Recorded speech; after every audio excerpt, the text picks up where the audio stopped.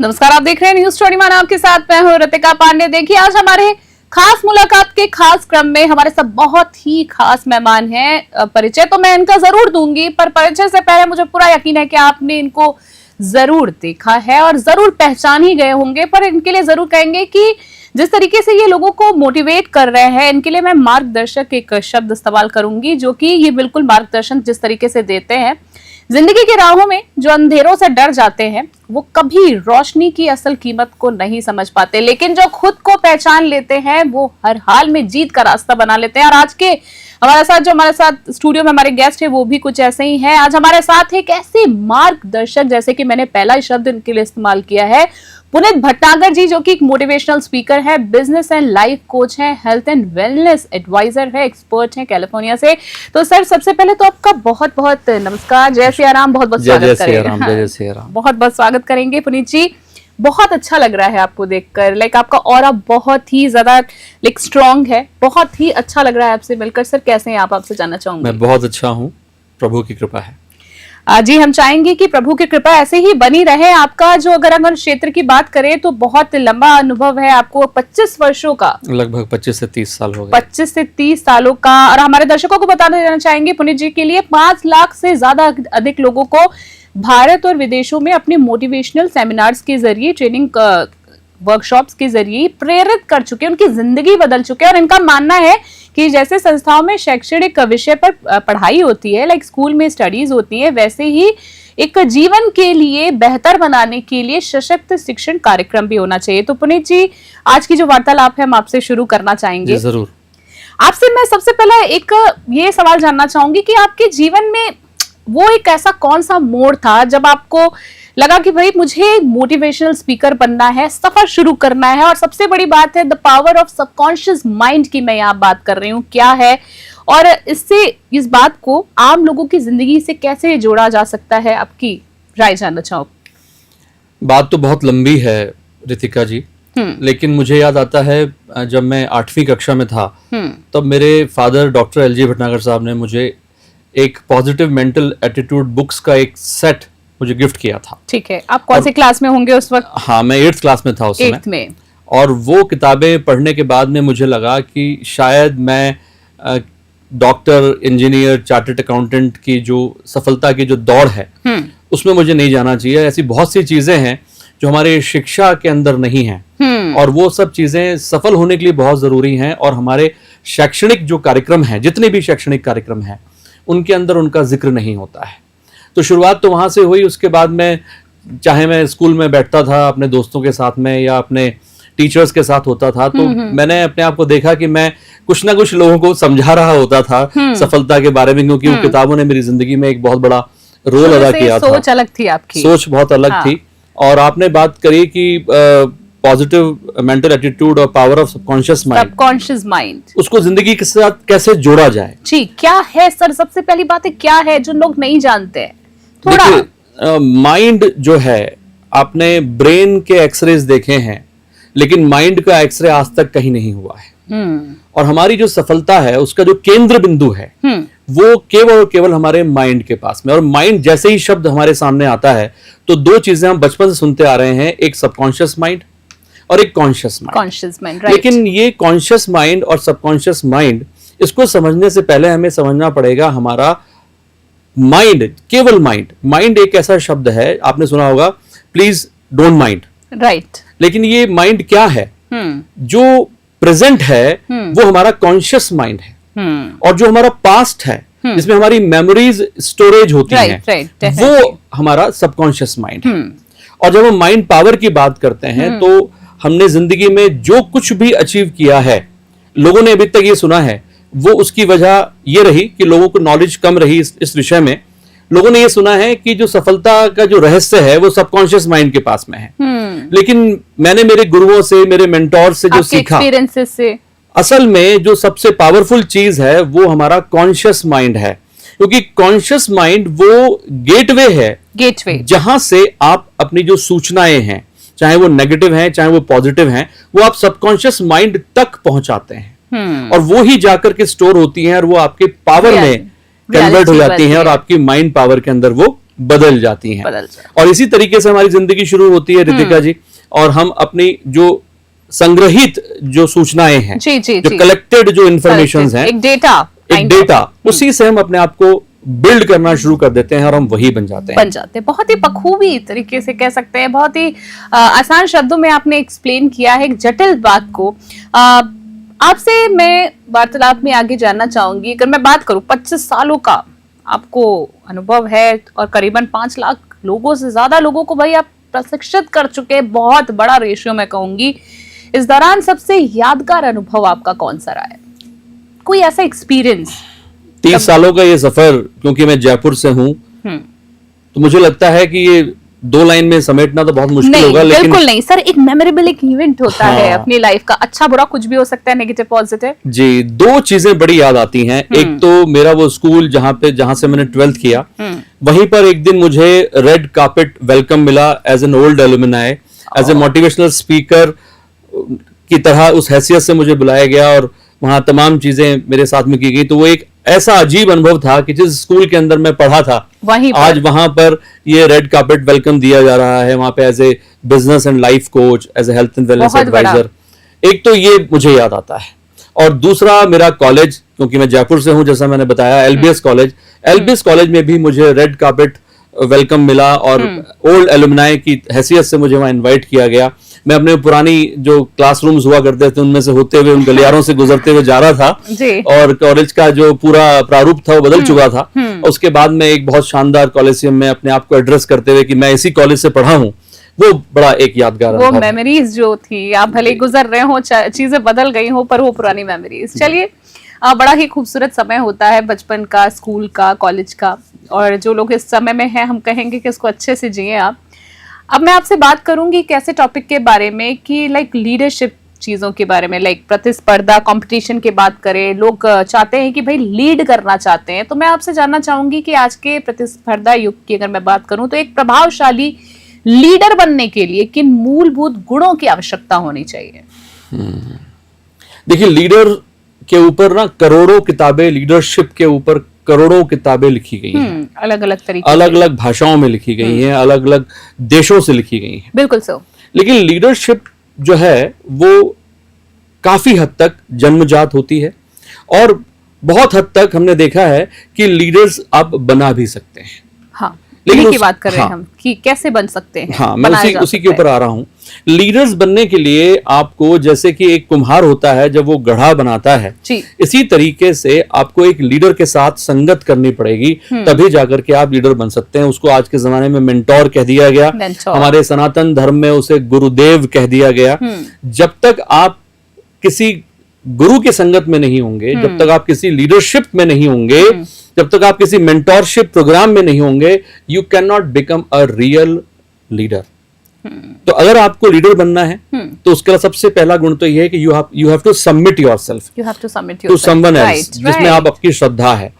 दूसरी बात यह है कि जो लीडर होता है वो प्रायोरिटी सेट करना जानता है, और प्रायोरिटी को मैं इस तरीके से परिभाषित करता हूं, बहुत सारी चीजें लिखी गई इसके ऊपर, दोबारा से ये कहना चाहूंगा, लेकिन प्रायोरिटी होती क्या है? इसके लिए हमने सुना कि डूज भी होने चाहिए, डोंट्स भी होने चाहिए, लेकिन मैं इसको बोलता हूं कि वेल प्लान्ड केयरलेसनेस।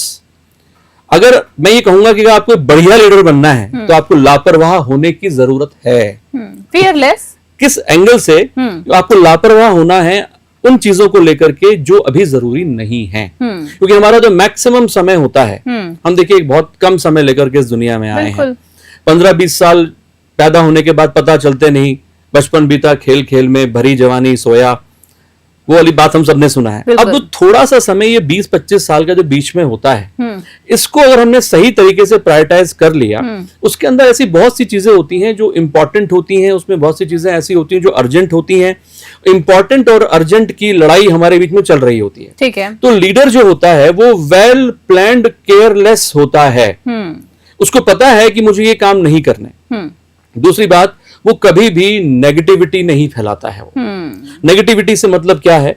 वो हमेशा अपने मन में एक सूत्र गुनगुनाता है, मेरे हिसाब से, शायद हो सकता है वो अलग अलग तरीके से रहा हो। वो सूत्र क्या होता है कि मैं जीतता इसलिए हूं, मैं जीतता इसलिए हूं क्योंकि मैं हार नहीं मानता। क्या बात। मैं जीतता इसलिए हूं क्योंकि मैं हार नहीं मानता। ये उसके मन में कहीं ना कहीं कुछ और शब्दों में, कुछ और भाषाओं में चल रहा होता है, लेकिन फोकस उसका यही होता है। और उसके अंदर एक चीज और उसके दिमाग में गूंजती है, जो आज बहुत सारे देशों में जब मुझे बोलने का मौका मिला, बहुत सारे स्कूल्स, कॉलेजेस, पुलिस अकेडमीज, अंतर्राष्ट्रीय स्तर पर सब तमाम स्कूल, कॉलेजेस, बैंक्स और इंश्योरेंस ऑफिसेज, तो एक बात निकल के आई कि ऐसा कई बार मन में आता है जब हम लीडरशिप की ओर बढ़ रहे होते हैं, रितिका जी, की होगा कि नहीं होगा भाई। बिल्कुल, हम चल तो दिए, सवाल कब तक होगा, बिल्कुल, कैसे सबसे होगा, बड़ी बात कब तक होगा, रिजल्ट की पहले ही परवाह, कैसे होगा। तो उस समय मैंने अपने आप से, जब मैंने ये सफर शुरू किया था, पुनीत भटनागर एक बिल्कुल जाना पहचाना चेहरा नहीं था,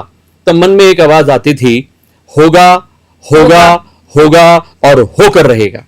और यही बात मैंने अपने आप से इतनी बार कही कि आज हम रियलिटी बन गई, साथ में हम लोग बैठे हैं। और वही बात हो गई सबकॉन्शियस माइंड की पावर की, कि आपने अपने माइंड प्रोग्रामिंग ही ऐसे कर ली चीजों को लेकर। तो मैं चाहूंगा अपने दर्शकों से जो मुझे सुन रहे हैं कि वो अपने घर पर, अपने ऑफिसेज पर, अपने वॉलपेपर्स पर ये बात जरूर लिखें, you can do it. No, होगा होगा होगा और होकर रहेगा। चलिए, बहुत बढ़िया बात है। एंड आई एम श्योर कि जितने भी लोग सुन रहे हैं, जरूर जो सर ने बताया है उस उनके एक्सपीरियंस से आप काफी कुछ सीखें। आपसे आगे मैं जानना चाहूंगी इंटरव्यू में कि हम अपनी इच्छित, कहते हैं ना कि अपनी डिजायर, सफलता को वास्तविकता में कैसे बदल सकते हैं। क्या केवल लक्ष्य तय करना ही काफी है? यहाँ मैं सीधी बात कर रही हूँ लॉ ऑफ अट्रैक्शन की, और हम चाहेंगे कि लॉ ऑफ अट्रैक्शन को आसान शब्दों में, कम समय में आप जनता को कैसे समझा सकते हैं। Is it possible to achieve anything? देखिए, सबसे पहली बात तो यह है कि उसके लिए हमें अपना माइंड प्रिपेयर करना पड़ता है। हम अपने घर में, आपने कहा सफल, बहुत ही साधारण शब्दों में आपसे बात करूं तो मैं आपको ये बताना चाहूंगा कि आप आज यहाँ स्टूडियो में आई हैं, ठीक है, तो उसके लिए भी आपने प्लानिंग करी है, उसके लिए भी आपने एक लक्ष्य बनाया है, एक्शन, आपने टाइम को एक सेट किया, अब टाइम लिमिट लगाई अपने साथ जिंदगी में, और ये सब चीजें आपकी बॉडी क्लॉक के साथ में अलाइंड हो गई, और आप एक निश्चित समय पर उठती हैं, निश्चित समय पर काम करती हैं, और निश्चित समय पर आप अपने स्टूडियो में आ जाती हैं। अब जो आपने जो प्रश्न पूछा कि लॉ ऑफ अट्रैक्शन से हम अपनी मनचाही सफलता कैसे प्राप्त कर सकते हैं, तो हमें समझना पड़ेगा कि ये लॉ ऑफ अट्रैक्शन, ये अट्रैक्शन हो क्या रहा है। ये लॉ तो ठीक है, लेकिन अट्रैक्शन हम किन चीजों का कर रहे हैं। अब सबसे बड़ी बात यह है कि हम उन चीजों के बारे में सबसे ज्यादा सोचते हैं जिनके बारे में हम, आप समझ गई मेरी बात, जिनके बारे में हम नहीं जानना चाहते हैं, नहीं सोचना चाहते हैं। अब इसके बारे में आप लोग अपने घर पर बैठकर एक कॉपी पेन पर एक ऐसी लिस्ट बना सकते हैं पूरे दिन में कि हम किन चीजों के बारे में सोचना चाहते हैं, और आप जब देखेंगे उसमें ऐसी चीजें आपके सामने आएंगी जो आप नहीं। और होता क्या है कि हमारा जो माइंड है ना, वो पिक्चर्स पे काम करता है। What is law of attraction? जैसे हमें बचपन में ये बताया गया कि ए फॉर एप्पल, अगर उस एप्पल की जगह हमें अमरूद दिखा दिया गया होता तो आज हम उस अमरूद को ए फॉर अमरूद कह रहे होते, यानी गुआवा कह रहे होते, क्योंकि वो पिक्चर हमारे दिमाग में फीड हो गई, विजुअलाइज। अब जैसे कोई व्यक्ति एक बार, दो बार, तीन बार उसको असफलता मिली तो उसके दिमाग में वो पिक्चर सेट हो गई है कि मैं जब जब भी इस मोड़ तक पहुंचूंगा, कोई ना कोई ऐसा प्रतिरोध, कोई ना कोई ऐसा डिस्ट्रैक्शन, चाहे वो प्राकृतिक हो चाहे वो मैनमेड हो, वो मेरे सामने आ जाएगा और मैं अपनी सफलता, मुझे नेगेटिव बिलीव, राइट? हाँ, इसलिए हमें क्या करना पड़ेगा, जो पावर ऑफ, जो लॉ ऑफ अट्रैक्शन के बारे में आप जो बात कर रही हैं, उसके लिए हमें अपने माइंड को रेपिटेटिव मोड पे डालना पड़ेगा और बार बार उन चीजों के बारे में चर्चा करनी पड़ेगी, बोलना पड़ेगा, जिसे सेल्फ टॉक कहा जाता है, जो मेरा फेवरेट सब्जेक्ट है। जी बिल्कुल, हम उस बात पे आएंगे आपके एक्सपीरियंस से जाने के लिए। उस चीज को लेकर के अगर हम चलेंगे, जो आप पाना चाहते हैं उसको आप बोलना, यानी मैं आपको बहुत कम शब्दों में समझाऊं, बिल्कुल, मन, कर्म और आपके वचन। आपका मन भी वही सोच रहा हो, आपके मुंह से जो वाणी निकल रही है वो भी उसको अलाइन करती हो, और आप उसी के एक्शन में, उसी के लाइन ऑफ एक्शन से आप उस काम को कर रहे हो, तब आपकी जीत निश्चित है। हो सकता है देर हो जाए, लेकिन जीत निश्चित है। नहीं, इस बात पे मैं बहुत ज्यादा बिलीव करती हूँ कि जब तक आपकी माइंड, बॉडी, सोल जब आपकी किसी चीज से अलाइन होती है तो एक रिजल्ट 100% सर आता है। जी। बहुत अच्छे से आपने इन चीजों को एक्सप्लेन किया। काफी बड़ा सब्जेक्ट है, I understand sir. Law of attraction पे हम बात जरूर कभी किसी चर्चा में करेंगे। अभी साथ में इससे ही रिलेटेड एक टॉपिक में मैं बात कर रही हूँ, the secret of gratitude and happiness की अगर मैं बात करूं, लोग कृतज्ञ रहना नहीं समझते हैं, इसकी वैल्यू, ग्रैटिट्यूड का वैल्यू नहीं समझते हैं। तो आपसे जानना चाहूंगी मैं कि जीवन में ग्रैटिट्यूड को शामिल करने की हमारी जो मानसिकता और भाग्य में क्या परिवर्तन लाया जा सकता है। लोग, क्योंकि जैसे कि आपने भी बोला कि लोग हमेशा उसी चीज के बारे में सोचते हैं जो नहीं चाहते और उनके साथ वैसे ही ज्यादा चीजें घटती हैं। तो मैं जानना चाहूंगी आपसे कि ग्रैटिट्यूड की पावर क्या है। देखिए, ग्रेटिट्यूड का मतलब आपने खुद ने बताया, दैट इज कृतज्ञता, यानी कि आप उसको धन्यवाद दें, ज्ञापित करें, उसका धन्यवाद, शुक्रिया अदा करें। एक छोटी सी बात आपके सामने डिस्कस करता हूं। Please sir. एक पिता के 4 पुत्र हैं और वो अपने चारों बच्चों के लिए जलेबी लेकर के आया है। ठीक है। चारों ने बैठ करके वो जलेबी खाई और पापा को थैंक यू बोला। लेकिन जो एक बच्चा था उन चारों में से, वो क्या करता है, वो जलेबी खाने से पहले अपने पिता की गोद में जाता है और कहता है, पापा ये पहले आप खाओ, फिर मैं खाता हूं। तो दैट इज द ग्रैटिट्यूड। अब मुझे बताइए, वो जलेबी का जो वैल्यू है, जलेबी की जो कीमत है, वो तो पिता के लिए, चारों के लिए बराबर थी। लेकिन वो बच्चा जो गोदी में आकर के बैठ करके अपने पिता को वो जलेबी खिला रहा है, तो वो कृतज्ञता है। अब मुझे बताइए, चारों में से सबसे ज्यादा प्यार वो पिता किससे करने वाला? जी, वाजिब। और हम बात यहाँ कर रहे हैं अपने परम पिता परमात्मा की। अगर हम उनके प्रति कृतज्ञ हैं, आज आपके पास में ये जो आपने कोट पहन रखा है, या मैंने जो कोट पहन रखा है, इससे कई ज्यादा महंगे महंगे कोट बाजार में हैं। जी। लेकिन अगर मैं इसके लिए कृतज्ञ नहीं हूं, तो मैं फिर आगे उन सब चीजों के लिए जो मेरी अप्रोच से दूर है, अभी मान लीजिए, जी, वो मुझे कभी हासिल नहीं होंगी, क्योंकि मैंने आज इनका शुक्रिया अदा नहीं किया है। हम बात कर रहे थे sir power of like law of attraction की बात कर रहे थे, ग्रैटिट्यूड की बात कर रहे थे। अब एक बहुत अहम पहलू मैं जानना चाहूंगी, अगर मैं बात करूं शिक्षा की बात करूं, तो शिक्षा में बदलाव या यूं कहें इम्प्रूवमेंट, रिजल्ट इम्प्रूवमेंट के लिए कैसे लाया जा सकता है? सबकॉन्शियस माइंड की पावर का इस्तेमाल करके शिक्षा में उन्नति, बदलाव कैसे लाया जा सकता है? मान लीजिए कोई बच्चा थोड़ा सा पढ़ाई में थोड़ा सा कमजोर हो, तो क्या करे ऐसा कि लाइक चेंज आ सकता है सर? देखिए, शिक्षा में बदलाव हमारे आजादी के बाद में कई बार हुआ है। अभी न्यू एजुकेशन पॉलिसी 2023 ही चल रही है, और उसके अंदर आप देखें कि पहले जब मैंने 8th या 7th की थी, तो हमारी किताबों के अंदर नैतिक शिक्षा हुआ करती। नैतिक शिक्षा, बिल्कुल, बिल्कुल। आपको भी शायद थोड़ा बहुत याद आता हो। बिल्कुल, बिल्कुल। लेकिन आज उस नैतिक शिक्षा का लगभग पूरी तरीके से वो अभाव हो गया है। बिल्कुल सर।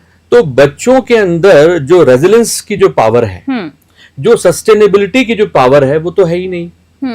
वो सिर्फ और सिर्फ इसलिए पढ़ रहे हैं क्योंकि उनके माता पिता का प्रेशर उनके ऊपर है, और उनके जो फ्रेंड्स हैं, उनके आसपास का जो सर्कल है, उसके अंदर ये बात हो गई है कि भाई हमें ना ये 70% या 90% के बीच में लेकर आने हैं।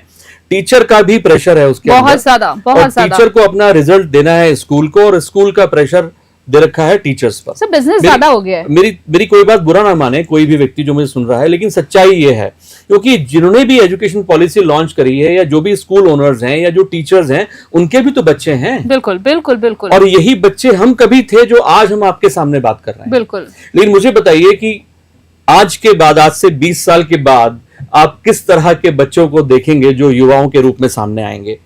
अगर उनसे हम बात करें कि आज अगर हम किसी से पूछें कि रामचंद्र जी का जन्म कहां हुआ, तो शायद वो कंफ्यूज होगा।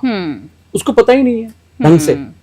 उसको पूछे कि लाल किला कहां है, तो वो पूरी तरह से कंफ्यूज है। लेकिन उसको फेसबुक का अपना आईडी चलाना, इंस्टाग्राम चलाना, ये सब चीजें, क्योंकि एजुकेशन के अंदर वो चीजें इम्पार्ट नहीं की जा रही हैं।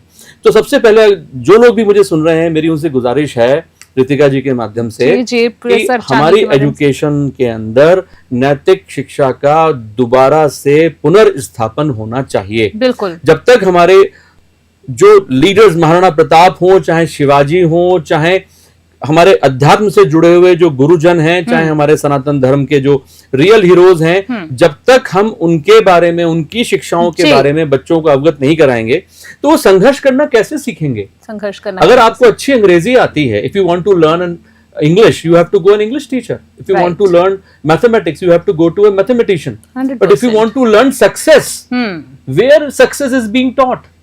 Success is not taught anywhere now. तो वो सक्सेस, आप जब बड़े बड़े लीडर्स को आप जब पढ़ते हैं तो वो सक्सेस की कहानियां, संघर्ष की कहानियां बच्चा स्वयं देख लेता। लता मंगेशकर जी लास्ट टाइम जाते जाते भी वो 16 घंटे रियाज करती थी, और लोग जहां चाहते हैं साहब हम बहुत बड़े सिंगर बन जाएं।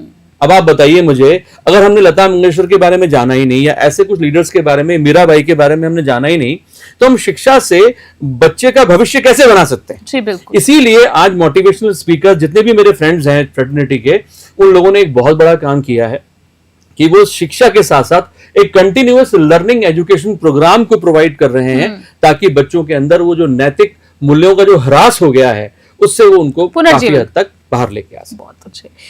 सर, आपसे मैं बीच में एक सवाल जानना चाहूंगी कि अगर आपसे कोई सीखना चाह रहा है, लाइक आपसे कांटेक्ट करना चाह रहा है, आपसे कोई सेशंस वगैरह लेना चाह रहा है, तो किस प्रकार से कर सकते हैं? तो भाई मैं यहाँ जयपुर में बाबू नगर में रहता हूँ, और मेरा कॉन्टेक्ट नंबर है 9636999998।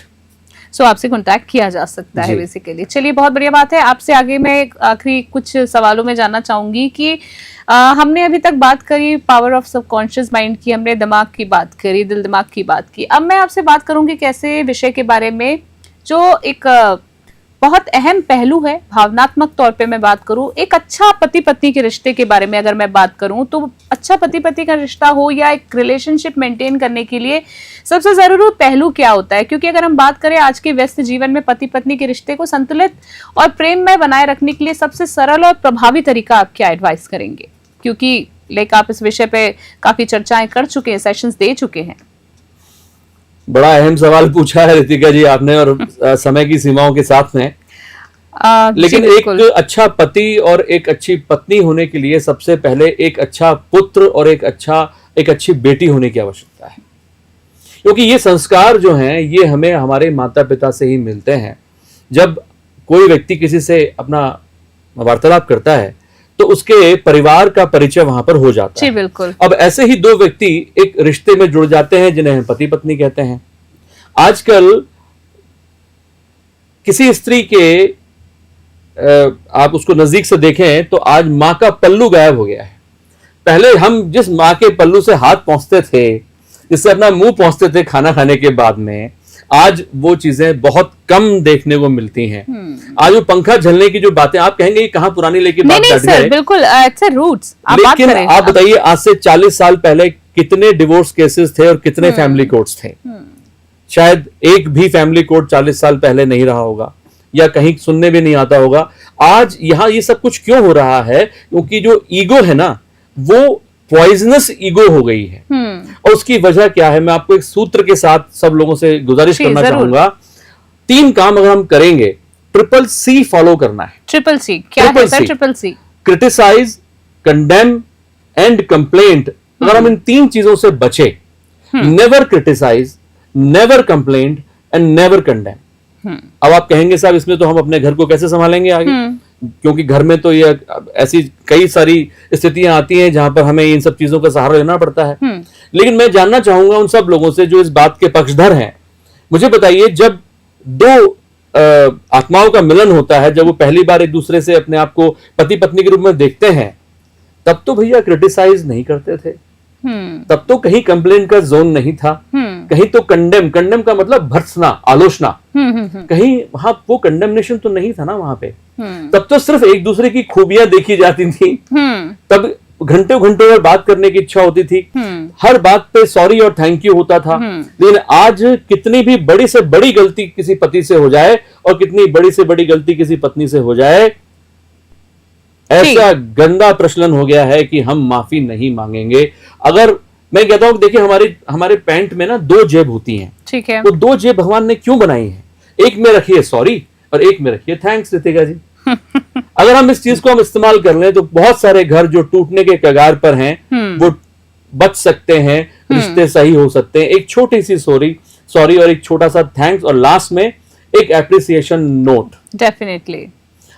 मैं कितने घरों में जाता हूं, क्योंकि मैं पर्सनल काउंसलिंग्स भी देता हूं, तो मैं पूछता हूं लास्ट टाइम आपके हस्बैंड ने आपके खाने की तारीफ कब की थी? उन्होंने कहा ये तभी बोलते हैं जब खाना गलत बनता है, खाना खराब बनता है, इससे पहले तो बोलते ही नहीं मैं। तो आप बताइए कि जब वो पहली बार आई थी और जब रसोई में हलवा बनाने के लिए भेजा गया था, तब तो चाहे उसमें चीनी ज्यादा पड़ गई हो तब भी आपने कहा था अरे नहीं नहीं नहीं, सर, बहुत अच्छा बनाया। की बातें हो रही हैं लेकिन इन्हीं सब चीजों से हम दूर जा रहे हैं रितिका जी, जी और बिल्कुल। इसी की वजह से ईगो आ रही है। मैं आप सब लोगों से गुजारिश करूंगा कि आप सब लोग, गलतियां सबसे होती हैं, लेकिन गलतियों को जो मान लेता है वो बड़ा होता है, और जो गलतियों को माफ कर देता है वो उनसे भी बड़ा होता है। जी, गलती को माफ करना सबसे बड़ा मुश्किल काम होता है, फॉरगिव करना जिसको बोलते हैं। जी, खुद का भला होता है इन चीजों से, बिल्कुल। और डॉक्टर साहब, माफी चाहूंगी आपसे पुनीत जी, बातचीत मैं आपसे और भी जारी रखना चाहती हूँ, पर 2-3 सवाल आखिरी के मैं आपसे जानना चाहूंगी। अगर मैं बात करूं, मेरे मुंह से डॉक्टर साहब भी इसलिए निकला क्योंकि मैं आपसे बात करने वाली हूँ हेल्थ के बारे में, हेल्थ एंड वेलनेस की बात। बहुत सारे लोग, आपने अचानक ऐसा बोला, मेरे जो गुरुदेव हैं वो भी मुझे डॉक्टर साहब ही बोलते हैं। बिल्कुल, क्योंकि अब मैं बात करने वाली हूँ आपसे हेल्थ से रिलेटेड बात करने वाली हूँ, हेल्थ एंड वेलनेस से रिलेटेड बात करने वाली हूँ। अध्यात्म से कैसे जोड़ सकते हैं हेल्थ एंड वेलनेस को? देखिए, हेल्थ एंड वेलनेस की जब बात आती है तो उसका मतलब यह है एक ऐसा इंसान जो दवाइयों पर निर्भर ना हो, जो मानसिक रूप से संतुलित हो, बैलेंस्ड, वो जरा जरा सी चीजों पर उसका जो टेम्परेचर है वो ना बढ़े। That is health and that is wellness. पहली बात, एक छोटी सी परिभाषा। बिल्कुल बिल्कुल। अब इसमें अध्यात्म का क्या रोल है? अध्यात्म का रोल ये है कि आपको इसके लिए सबसे पहले अपने मन को बनाने की आवश्यकता है, और मन को आपने खाना दिया नहीं, मन को खुराक दी नहीं। हमारे शरीर के अंदर आप ऐसा एक इमेजिन कर सकते हैं कि 2 तरह के डॉग्स हैं, एक व्हाइट डॉग है और एक ब्लैक डॉग है। ब्लैक डॉग जो है वो नेगेटिविटी को प्रोजेक्ट करता है, और जो व्हाइट डॉग है वो आपकी पॉजिटिविटी और अध्यात्म को प्रोजेक्ट करता है। अब वो जो सफेद वाला जो कुत्ता है वो तो बेचारा सूख के कांटा हो गया है, क्योंकि आप उसको कुछ खिलाते पिलाते हैं नहीं है। और वो जो काला वाला जो डॉगी है वो बिल्कुल मुस्टंडा हो गया है। तो वो क्या है, जब आपका अधिकार आपके ऊपर नहीं है, आपका मन जब आपके ऊपर शासन कर रहा है। मेरे पिता डॉक्टर एलजी भटनागर साहब हमेशा एक बात कहा करते थे कि अगर आपने अपने आप के ऊपर शासन नहीं किया तो लोग आपके ऊपर एक दिन शासन करेंगे। अब यहां पर हेल्थ एंड वेलनेस अध्यात्म कैसे जुड़ता है? जब आपने ठान लिया कि अगर मुझे डायबिटीज है, मुझे आज कैंसर हो गया है, मुझे ऑस्टियोआर्थराइटिस हो गई है, मुझे तमाम और तरह की जो आज फैमिली जनरेशंस के थ्रू जो डिजीजेस आ रही हैं, जो हो गई हैं, जो डीएनए जनरेटेड हैं, वो हो गई हैं, ये हो गई एक्सेप्टेड, लेकिन अब मैं इनके साथ आगे जीवन जीने वाला नहीं हूं। तो आपको क्या करना पड़ेगा? अपने मन में दृढ़ संकल्पित होने की आवश्यकता है कि मैं ऐसा नहीं होने दूंगा, और मैं इसके लिए वो सारे कर्म करूंगा। पैटर्न तोड़ने वाली बात। ये पैटर्न तोड़ना, और ये कब होगा? जब आपकी आत्मा पवित्र होगी, जब आपकी आत्मा में शक्ति होगी। और उसके लिए उसका जो भोजन है वो क्या है? अध्यात्म। उसका भोजन है अध्यात्म। और अध्यात्म का मतलब क्या होता है? अध्य यानी अध्ययन, और आत्मा यानी आत्मा का। जब हम अपने प्रभु, जो भी हमारे इष्ट हैं, जो भी हमारे भगवान हैं, जिस भी प्रभु की सत्ता में, जिस यूनिवर्स में हम जब बिलीव करते हैं, जब हम उनके साथ एसोसिएट होते हैं, जब हम कुछ समय के लिए साइलेंस में जाते हैं, साइलेंस जोन में जाते हैं, और अपना खुद का मूल्यांकन करते हैं कि मैं आज से 10 साल पहले क्या था भाई, और आज 10 साल बाद क्या हो गया हूं।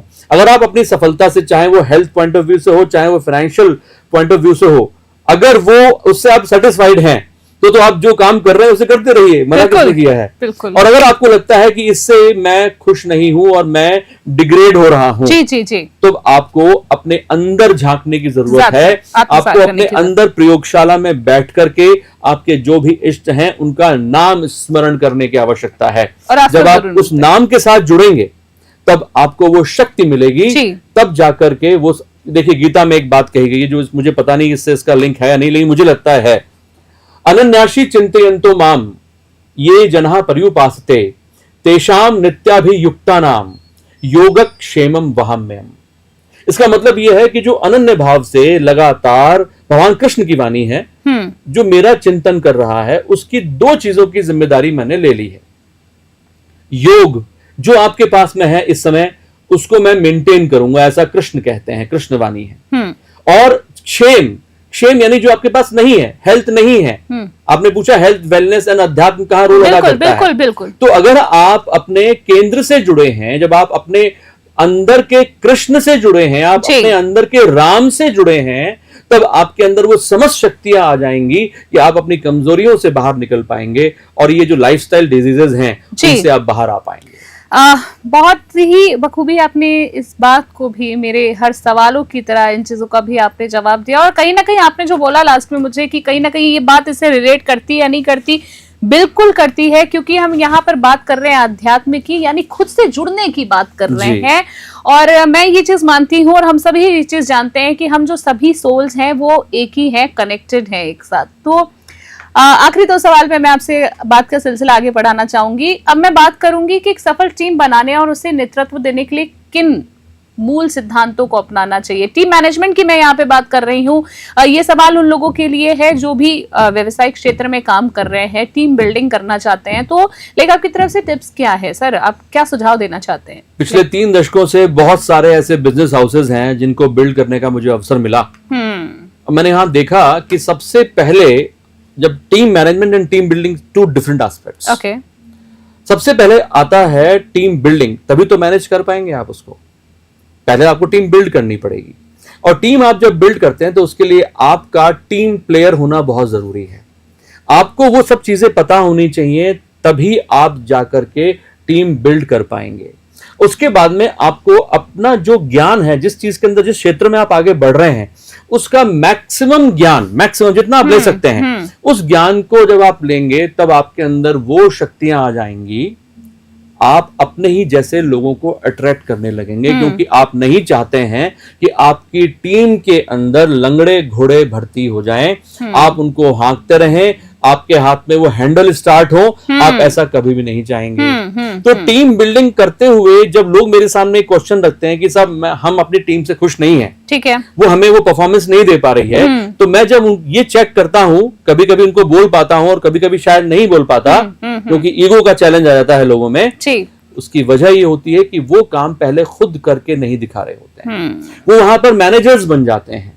तो सबसे पहला काम ये है टीम बिल्डिंग में कि आप अपनी जो टीम से करवाना चाहते हैं वो आपको करके दिखाना पड़ेगा भाई। इसके अंदर कोई कंसेशन नहीं मिलेगा, कोई कंसेशन नहीं मिलने वाला, नहीं मिलेगा, क्योंकि लोग आपका रिस्पेक्ट तभी करेंगे, लोग आपको फॉलो तभी करेंगे रितिका जी, जब आप उस काम को करना जानते हैं। अदरवाइज तो पॉसिबल नहीं है। Number 2 that is team management. Team management का मतलब ये होता है कि एक लक्ष्य को आप लेकर के चल रहे हैं। टीम का मतलब क्या होता है, टीम का भी एक आपको फुल फॉर्म दे देता हूं मैं। टुगेदर एवरीवन अचीव्स मोर, TEAM। इसमें पहला वर्ड है टुगेदर। टुगेदर एवरीवन अचीव्स मोर। हर व्यक्ति को यहां पर उसकी योग्यता के अनुसार टारगेट दिया जाए, और एक थोड़ा सा टारगेट उसकी योग्यता से ज्यादा दिया जाए, ताकि वो अपनी योग्यता को बढ़ा सके। अदरवाइज वो उसी योग्यता के साथ में उसी तरह के रिजल्ट्स को प्रोड्यूस कर पाएंगे। अब टीम मैनेजमेंट के अंदर जब हमारी कंपनी का या जो भी व्यवसायिक क्षेत्र है या जो भी प्रशिक्षण क्षेत्र है, उसके अंदर आपका एक कॉमन गोल होना चाहिए। ठीक है। अगर हर व्यक्ति का अपना अपना गोल है तो आप मुझे बताइए वो नाव कहां जाएगी, क्योंकि इसकी जो धाराएं हैं, बिल्कुल राइट, बिल्कुल सही बात है। तो उसके अंदर हमें क्या करना पड़ेगा, हमें श्री रामचंद्र जी से ये बात सीखनी है जो हमारे मर्यादा पुरुषोत्तम थे, हमें श्री हनुमान जी महाराज से ये बात सीखनी है जो आज तमाम स्पीकर्स आज समझा रहे हैं और लोग समझ भी पा रहे हैं। आज जब हनुमान जी महाराज ने जब लंका पे चढ़ाई करने के लिए पूरी टीम बनाई जामवंत जी के साथ में, राम जी के मार्गदर्शन में, तब मुझे बताइए कहाँ, क्या वो स्किल्ड लोग थे क्या? वो क्या उनको तलवारें चलानी, भाले चलाने का प्रशिक्षण था क्या? वो बंदर भालुओं की सेना थी, ठीक है। लेकिन उनका जो कॉमन गोल था वो ये था कि माँ सीता को वापस लेकर आना है। अल्टीमेट इस बात को हम अपनी जिंदगी से जोड़ सकते हैं, अपने जो बिजनेस क्लास जो एनवायरमेंट है उससे हम जोड़ सकते हैं कि आपका टारगेट क्या है, और उस टारगेट से हर व्यक्ति, टुगेदर एवरीवन अचीव्स मोर, हमें जोड़ना। गिलहरी ने भी आकर के उस पुल को बनाने का काम किया, अपना योगदान उसमें योगदान दिया। और जब ऐसा हुआ तो उसके बाद दिवाली आप और मैं इसलिए मनाते हैं क्योंकि हमने एक कॉमन गोल को अचीव कर लिया है। बस एक आखिरी सवाल मैं आपसे आज के लिए जानना चाहूंगी, फिर किसी चर्चा में हम आपसे जरूर मिलेंगे। आखिरी सवाल में एक बहुत इंपॉर्टेंट एक बात है कि सेल्फ टॉक के बारे में बात करना चाहूंगी। लोग खुद से बात नहीं करते हैं, तो यहाँ पे मैं जानना चाहूंगी कि आत्म संवाद की क्या महत्व है, खुद से किस तरीके से बातें करनी चाहिए जो एक डिजायर गोल तक पहुंचा सके। और साथ में इसी के साथ में एक चीज भी जानना चाहूंगी कि रिजेक्शन की ताकत क्या होती है, लोग उसे कैसे पहचाने और कैसे उभरे। आखिरी सवाल में आपने जिसे आत्म संवाद का नाम दिया, पहले उसी पे आ जाते हैं। सुबह से उठ करके लेकर के आप अपनी दैनिक दिनचर्या को जरा नजदीक से देखिए और ये देखिए कि रात तक हम केवल लोगों से संवाद कर रहे हैं। भैया चाय बन गई क्या, बाथरूम खाली है क्या, मेरे कपड़े कहाँ रखे हैं, इस तरीके से आपकी दिन की शुरुआत होती है और रात को आकर के किस तरीके से वो एंड होता है ये आपको अच्छे से पता है। अब आप मुझे बताइए, इस बीच में आपने अपने साथ समय तो बिताया ही नहीं, आपने अपने साथ खुद से बातचीत तो करी ही नहीं, और यहां से शुरुआत होता है हमारी जीवन में पतन का, क्योंकि हम अपने साथ समय नहीं बिता पा रहे हैं। यहां पर ये आत्मसंवाद के दो अलग अलग मायने हैं, जिसका आपने सेल्फ टॉक जो नाम दिया, सेल्फ टॉक के दो अलग अलग पैरामीटर्स हैं। एक, मैं कहां जा रहा हूं, मेरे क्या हालचाल है। कभी आपने पूछा है खुद से, बताओ भाई तुम्हारे क्या हालचाल हैं? कभी खुद से पूछा है? लोगों से तो पूछते हैं हम लोग। एक तो ये सेल्फ टॉक का एक आधार माना जा सकता है, और एक वो चीजें जो हम पाना चाहते हैं और जो हमारी रीप्रोग्रामिंग जो नेगेटिव हो गई है, जिसे हम आजकल रीवायरिंग के नाम से जानते हैं, जिसे हम पैराडाइम शिफ्ट के नाम से जानते हैं, जिन्हें हम new models and new patterns के नाम से जानते हैं।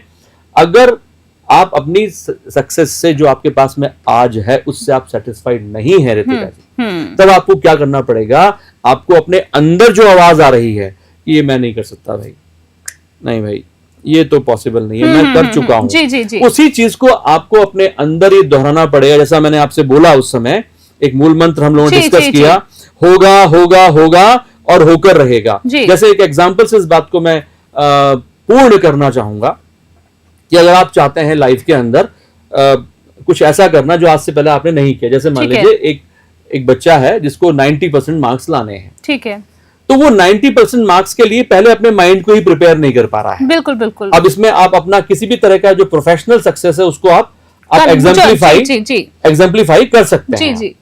तो आपको क्या बच्चे को ये बोलना सिखाना है कि मैं 90% ला सकता हूं। बिल्कुल बिल्कुल। अभी गलती क्या हो रही है, आज से पहले जो सेल्फ टॉक पैटर्न्स थे वहां पे क्या आ रहा था, मुझे 90% मार्क्स मिल गए हैं।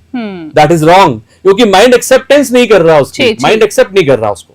तो हमें क्या बोलना है, मैं 90% मार्क्स ला सकता हूं, मैं डॉक्टर बन सकता हूं, मैं इंजीनियर बन सकता हूं, मैं इंटरनेशनल बिजनेस कर सकता हूं, मैं अपनी कंपनी को, चाहे रियल एस्टेट कंपनी हो, चाहे किसी और तरह की एफएमसीजी कंपनी हो, उसको एक यूनिकॉर्न कंपनी, मतलब है कि कर सकता हूं, यूनिकॉर्न कंपनी बना सकता हूं। जी जी। सबसे पहले आपको ये मैसेज देना पड़ेगा, उसे भी सेल्फ टॉक कहा जाता है। ये दो तरह के सेल्फ टॉक हो गए। और आपने आखिरी बात पूछी मुझसे, that is the power of rejection. तो पावर ऑफ रिजेक्शन के बारे में बहुत अच्छा सवाल किया आपने, मेरे दिल के बहुत करीब है रितिका जी। अगर आप हैरी पॉटर्स की जो सीरीज आज हमारे सामने है, वो पावर ऑफ रिजेक्शन का एक बहुत बड़ा एग्जांपल है। 12 पब्लिशर्स ने उस हैरी पॉटर की स्क्रिप्ट को रिजेक्ट किया। आज वो कितनी पॉपुलर है। अगर मान के चलिए वो 11वीं बार जो रोलिंग्स थी, अगर वो हार मान जाती तो क्या होता। अगर थॉमस अल्वा एडिसन, बड़ा पुराना एग्जाम्पल है, अगर 10,000 बार उन्होंने प्रयास किए, फिलामेंट्स के साथ में उन्होंने प्रयोग किए, जी बिल्कुल, अगर उस समय एक प्रयास पहले वो हार मान जाते, रिजेक्ट को एक्सेप्ट कर लेते, तब क्या होता। बिल्कुल बिल्कुल। पावर ऑफ रिजेक्शन को हमें यह भी समझना है कि जब लोग आपको रिजेक्ट करें तो आप अपने आप को मैसेज दें कि मैं इस काम के लिए बना ही नहीं था, मेरे लिए कुछ और बड़ा रखा गया है, मुझे कुछ और बड़ा सोचा गया है। I am in God's plan, right, I am in God's plan, भगवान की एक योजना है मेरे लिए। तो पावर ऑफ रिजेक्शन की ये दो अलग अलग वेरिएंट्स हैं, इनको समझने से ही आप ये बात समझ पाते हैं। बिल्कुल, आज के जितने भी दर्शक हमारे देख रहे होंगे, आज के सेशन से काफी कुछ सीखने को मिला होगा। सर, आपसे आज बातचीत करके हमें बहुत कुछ जानकारी मिली है। सबसे बड़ी बात है, बहुत पॉजिटिविटी मिली। आपको बहुत बहुत धन्यवाद देना चाहेंगे। एक शेर से इसे समाप्त करना चाहूंगा, अगर आप इजाजत दें तो। बिल्कुल बिल्कुल। मेरे बहुत करीब है दिल के कि इरादे मुश्तगिल जिनके वही कुछ काम करते हैं, और जिन्हें ख्वाहिश हो मंजिल की वो कब आराम करते हैं। जय सिया राम। जय सिया राम। और बिल्कुल हम भी कहना चाहेंगे आपके लिए कि हर मोड़ पर एक नया सबक सिखाता है ये जीवन, हर ठोकर में छिपा होता है कोई सुंदर सृजन।